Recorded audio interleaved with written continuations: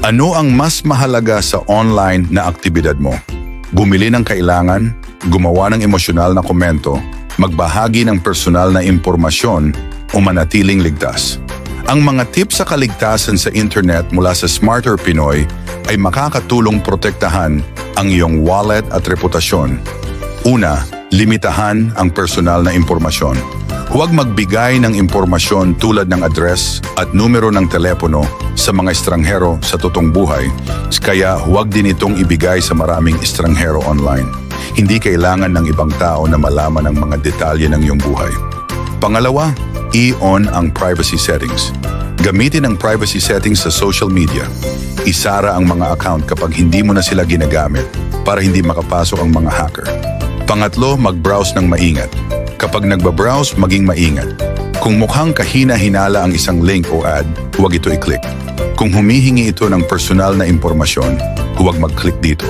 Pang-apat, mag-download ng maingat. Ang malware ay madalas na nakatago sa mga app. Huwag mag-download ng app kung mukhang kahina-hinala. Pang-lima, i-secure ang iyong connection. Sa bahay, madali itong gawin, pero sa labas, wala kang kontrol. Huwag magbigay ng sensitibong impormasyon sa hindi ligtas na koneksyon. Gumamit ng VPN sa public Wi-Fi. Pang-anim, pumili ng malalakas na password. Huwag gumamit ng madaling tandaan na password. Gumawa ng password na mahirap hulaan at gamitin ang password manager para matandaan ito. Pang-pito, mag-online shop ng mga ligtas na site. Tiyakin na ang site ay may HTTPS bago mamili. Kung wala, delikado ito. Pang-walo, mag-isip bago mag-post. Ang mga post mo online ay maaaring manatili ng matagal, kasama na ang mga bagay na pinagsisihan mo at mga nakakahiya na larawan. Kahit na alisin mo ito, baka may mga kopya na naibahagi na at hindi mo na mabubura. Tandaan, kung ayaw mong makita ito ng iyong boss o ng iyong ina, huwag itong i-post. Pang-siyam, maging maingat sa pakikipag-socialist.